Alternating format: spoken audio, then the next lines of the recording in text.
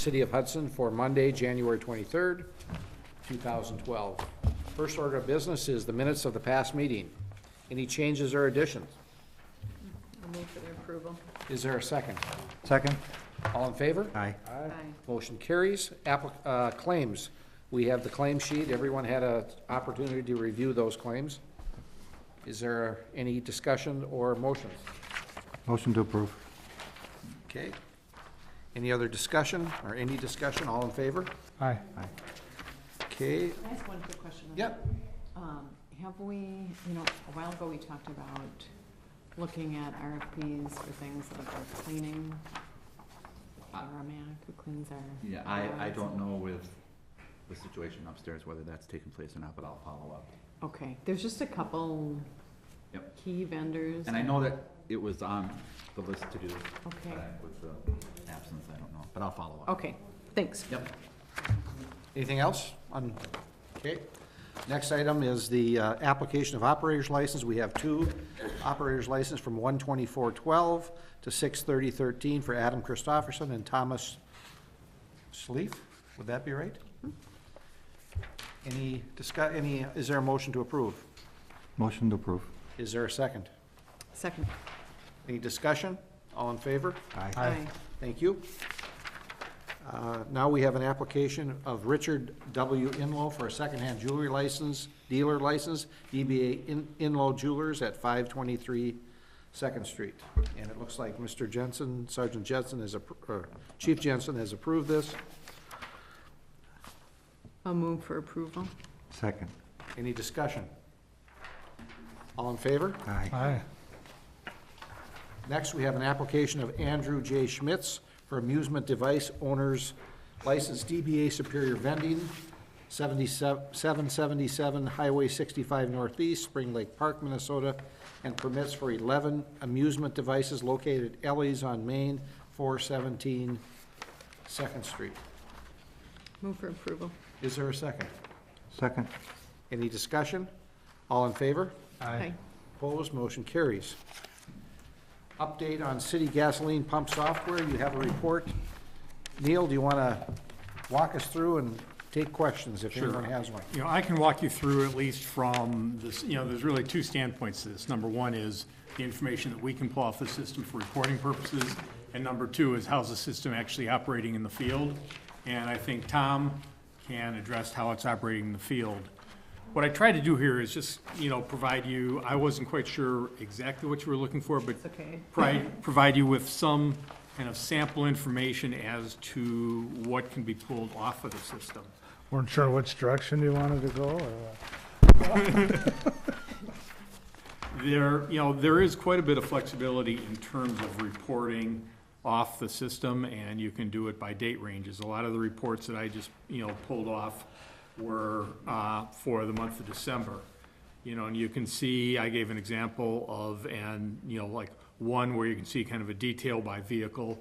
And most of these reports where you see the detail, you can also get a summary for that period, either by vehicle or activity.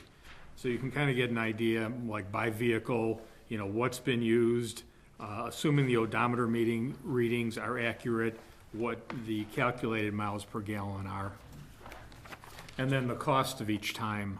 So you can do that by vehicle is one report. Another one is by driver.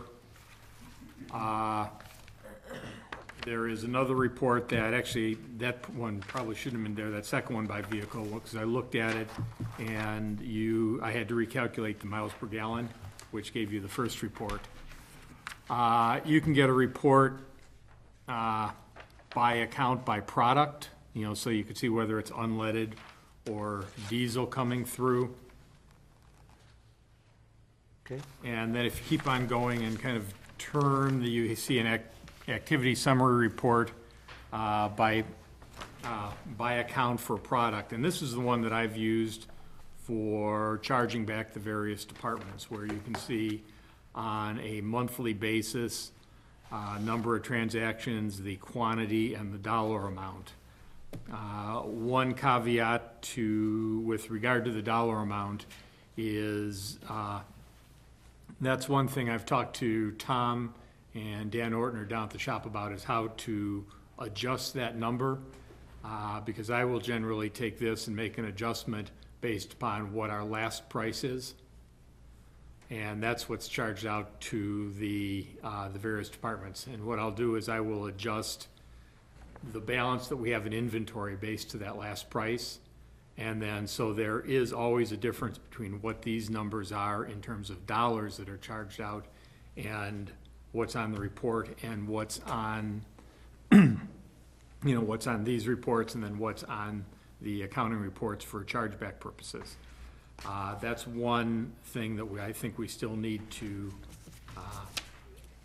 at least work out a little bit in the way of process. And then if you go further, you can see, and I did this for the year 2011, where you can look at transaction summaries for the year by the various accounts. And then I provided a tank reconciliation report that is a report that you can pull off that looks for both our gasoline tank and our diesel tank.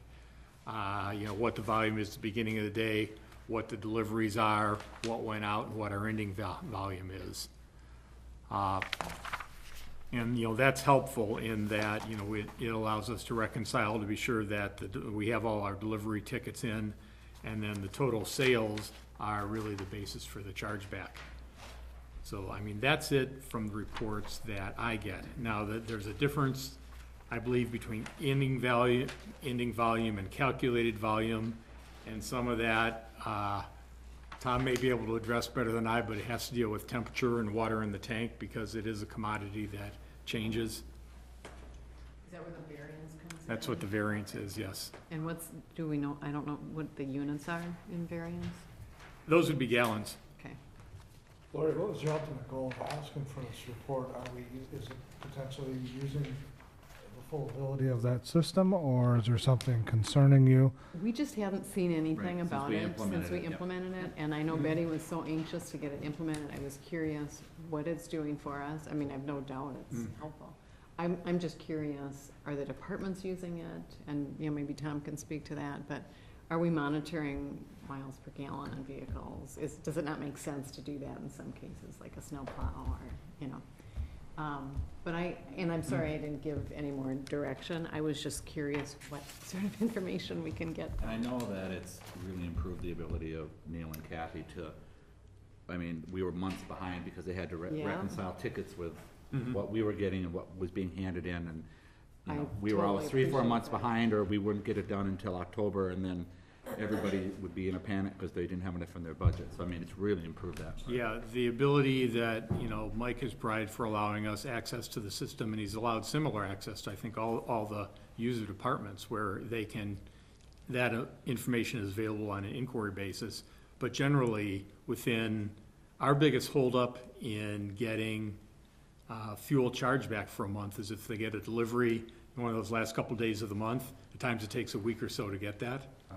But now we're at the point where once we get that within a day, we probably have that chargeback posted for that month. I just have one question, which just seems to be odd to me on this report. It's on the very first report called Activity Detail by Vehicle. On Vehicle 18, on the 12-4 entry, the 12-4 entry, which is at the bottom of the page, and Vehicle 18 is at the bottom of the page. And the odometer changed by 380 miles, and there were no miles per gallon, and there was nothing recording mileage. It says 0 and 0. It just looked like an odd entry. And he had $48 worth of gasoline. I wonder if you look at the next one below it there, Rich, though, I'm wondering if they forget, I don't know if they forgot to do it, but they didn't, because the next one is 19.4, which looks kind of out of whack. So Yeah, with maybe- 490 miles? Yeah, Oh, so maybe yeah, it got that's what it missed, is. when they did that mile per gallon. Yep. It's just a gas, So just it just based on, added it to that one? yeah. 490 is the difference between the first and third. Right. Okay, looked like, Maybe just be a thing where they didn't, whatever they're supposed to do, it didn't okay, get done. just looked like an odd entry. Yeah. So Tom, do you utilize these reports? Have you started looking at these, or? I think the reports are really good, and like Neil said, the accountability was what we were really after, and I think that's really helped. Our old system was, we pushed a card in instead of Currently, we put in the employee's ID number, the vehicle number, and the current mileage. So if that mileage is, there's a set window. If the mileage is over or beyond that, it won't allow you to get fuel, so it's more of a secure system. The old system, we had all these cards. Someone would lose a card. There was, it would cost money for the cards to get printed, and there was no accountability. You know, there was just cards floating all over the place. They weren't tied to vehicles. We had them usually on the key ring, but they'd get lost, broken, so we didn't really know who was using fuel. And then at that time, the fuel system was breaking down every other week, and we spent a lot of money, you know, repairing it and things like that. So I'm really happy with it. I know there's ways we can probably even check the mileage, and we already can check the miles, but even we can probably have a flag come up when, you know, the vehicle needs oil changes and things like that.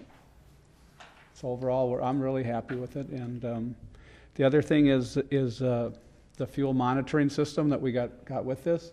It's interfaced with our, you can get on the fuel deliver, or the contractor can check our fuel gauges and just keep it filled all the time. So if we see that, you know, the fuel is getting low in the tanks and there's a storm coming, he'll make sure that we have fuel, and so that's really worked out great also. So it's been very helpful and very beneficial and more secure than what we had before. Have we seen any comparative cost differences? As far as the cost of gasoline per mile or the cost of gasoline per the overall fleet, or? Well, I know one thing that we did do is we changed the way we bid out the fuel system. We changed the verbiage in there, and so we got it at, right now we're currently paying 4 cents over the current market price. So I think last year when we bid it out, it was much more than that, so. And then we get charged whenever the fuel is delivered. We get the 4 cents over whatever the current market price is on that day. So that's the worked out wholesale well for price, us. correct? The wholesale price, Tom?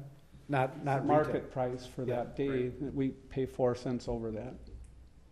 But that's the whole, that's what he's paying, not what the retail price is at the gas station, correct? We're paying 4 cents Right. for holes. Wholesale.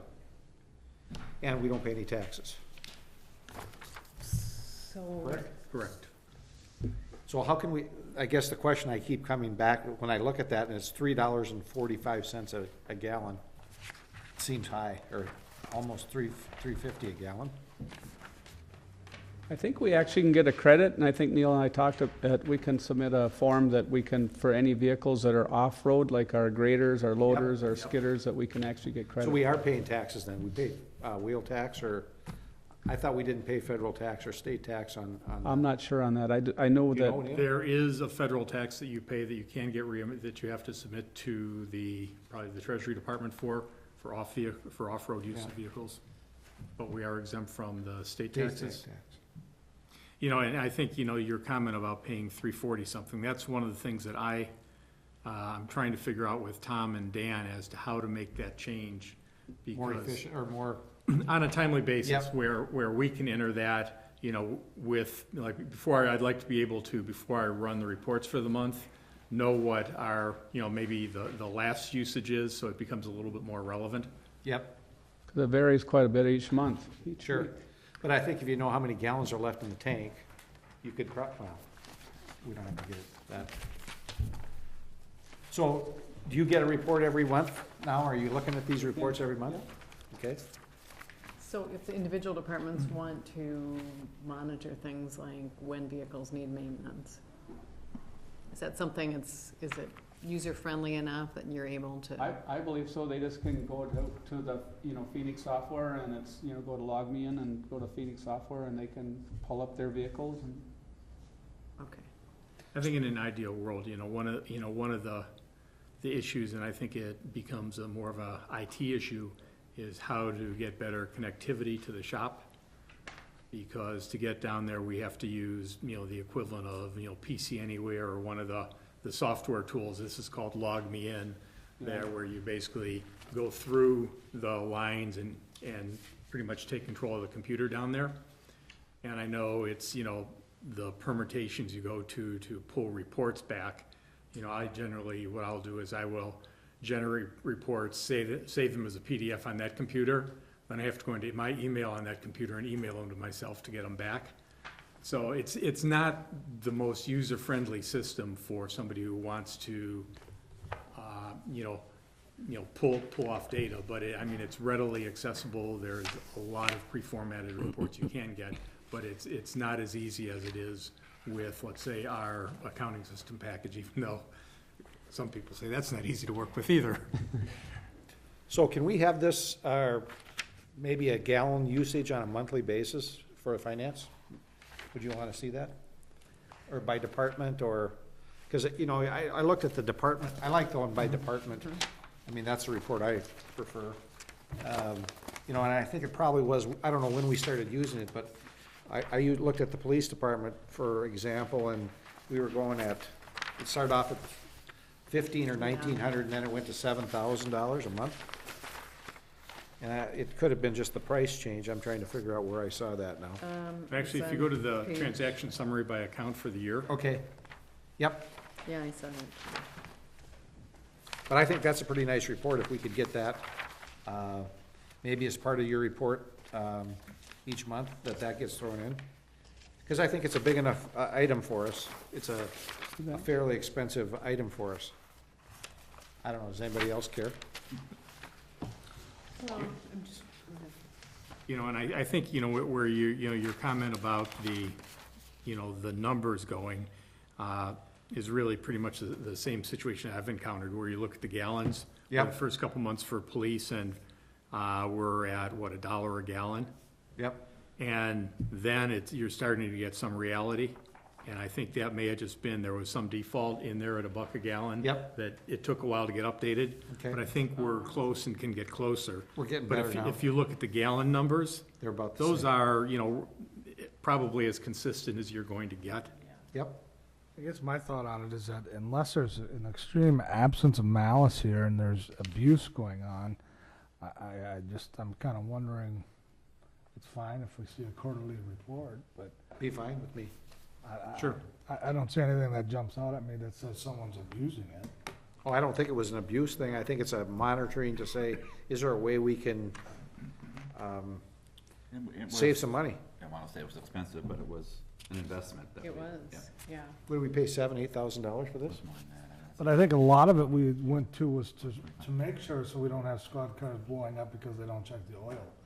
Well, and that's kind of why I'm getting to can they easily set it up within each department so that it's useful in that regard? Or does it need special help from Mike or someone else to? I mean, I think that oil change thing, that's the next, that's something we have to add to this program. and are the departments aware that it has that? I just want to make sure we're using it to the extent that Yeah, it's. and I think that may be a training issue, Mhm. for the departments, how do you pull down that information? Yeah. Well, Mary, do you know in public safety whether the police, because looks like one of our big, I say police and public works are the two biggest. two biggest. Do you know if Marty's using this at all? I don't think he is, but I can't say. Okay. All right, any other questions? No, Thank you, Dan. Thank you. Thanks, Tom. Item 7, consider amending Chapter 145 of the Municipal Code regarding alcoholic beverage license ordinance number 2-12. Move we recommend approval for the common council. Is there a second? Thank you. Catherine, on the 90-day startup business, did we change that? Yes, that's in, well, the council had asked for flexibility in Yep. situations such as we've had where construction or remodeling require a later startup. And Okay. so those are the types of examples I referenced. It's on page 2, number 2, extension of 90-day period. The one thing that concerned me as I thought about this is we want to make it clear to people that their license can be canceled if they don't comply with the extension, and they begin construction and remodeling at their own risk. I think we need to make that very clear. It's in the ordinance. Yep. But when the license is if it's approved with an extension, and, I mean, it's true even of the 90-day period. Yep. But that just struck me that we don't want to get into a reliance-type situation. They are doing this at their own risk. That'd be a tough one, though, if they've completed 3/4 of their work and they didn't fit the time frame. Well, that's why there is a hearing before, I mean, the Okay. council can't just cancel it. Okay. They need to give them notice and hearing, actually similar to the revocation non-renew. And there is certainly a fairness, and, you know, you want to do what's good for the city, and usually completing a business and, you know, having a successful opening is the goal. But it just can get dicey, and I just wanted to have it right in the ordinance, and maybe even on the application, language where they understand. Yeah, that- I thought it was a very good addition. So that was that, and then the quota is just under the state. There is no city quota for Class B anymore, intoxicating liquor, if this is approved, and I referenced what the current state quota is. Now, that could change, and then under this ordinance, you will be subject, and you are anyway, to whatever the state quota is. Okay. Then a couple of just housekeeping, which hadn't been discussed at council, is on page 3, section 3. That 145-8D is obsolete. Nancy pointed these out. And then the notice of availability, for some reason, when that was adopted, it didn't include the Class C wine. And I think the intention was to provide notice of availability whenever any of those licenses are available, and so we added that. Okay. So we're doing that. Nancy, you have anything? Yeah, I just wanted to make sure that the council members were aware that the Rancho Chico liquor license is being surrendered back to the city. So I got it in writing today that they're not renewing their lease and that the restaurant is closed. So that could be a factor in your decision. Okay. And that'll have to be advertised for availability at some point. Did they actually surrender the license? Not physically the license yet. I told them that that's what they needed to do, but I don't have it in hand yet. For public information, I received a call from one of our liquor license holder and said, are we gonna just allow anybody to have a liquor license? I figured we'd start getting some of the folks calling about that. Again, the pie is only so big, how much are you going to divvy up? And I expected we'd get some of that. We may have that tonight, or if we have a first reading, or if we suspend the rules, but I just want, that there are some people who own establishments in this town that, not right, they're not happy, but they want to know how many are we going to allow, and I said we went to the state statute is what we're proposing. Yeah, you, by all means, if you want to do a first reading, Well, just to see what the feedback you get. Well, I would think that they saw, if they're that interested, they would be here tonight. Competition makes some better operators. Yeah. You know, but is this ready to go?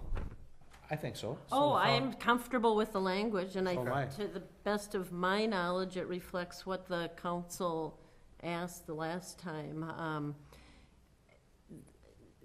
The reality is, I mean, you're not required to issue a license, but the council will, if someone applies, just by applying, they don't have a right to a license, but you will need to go through your factors and articulate reasons under the factors as to why, if in some situation you choose not to grant a license, you'll need to articulate that. So is there, you know, because we're talking about liquor license, we can talk about this. Is there a situation where we want to hold one in reserve? I don't think you know that until the situation arises. So let's assume we give out the two, and we'll have three available, it sounds like. Should we say we'd like to keep one, and I don't even know what it would be, let's assume a hotel would be coming into town, a conference center or something like that.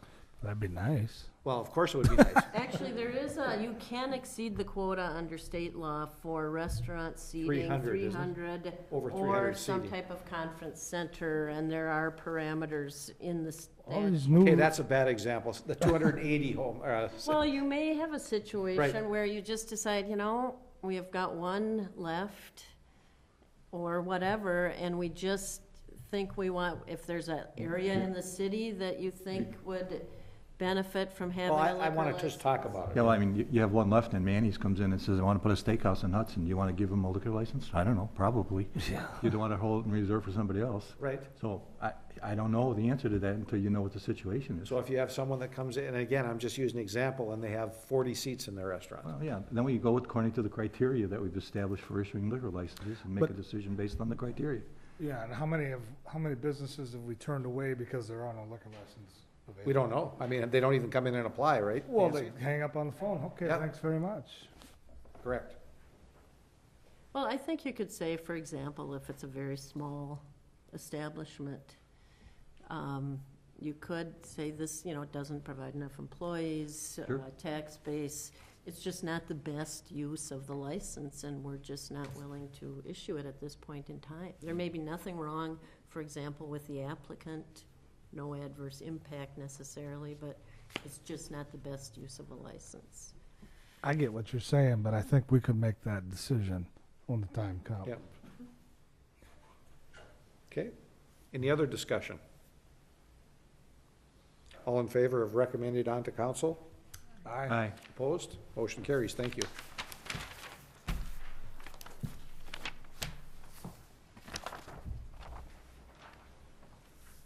At this time, we have appointment of election inspectors for 2012 through 2013. We have John Novak at 17 Gray Fox Lane, and Gene Troyer at 1721 Hunter Hill Road as election inspectors for the City of Hudson Republican Party. Term goes from January 1st, 2012 through December 31st, 2013. Move for approval. Is there a second? Second. All in favor? Aye. Motion carries. At this point, I'd like a motion to convene into closed session to talk about our union negotiation with the police department. Is there a motion? I'll move to closed session. Is there a second? Second. Roll call. I think we need a roll call, yeah. Yes, we do. Bernard? Morissette? Yes. Vanslo? Yes. Burchell? Yes. Yeah, we'll move across the hall if that's okay. Huh? Shouldn't take long.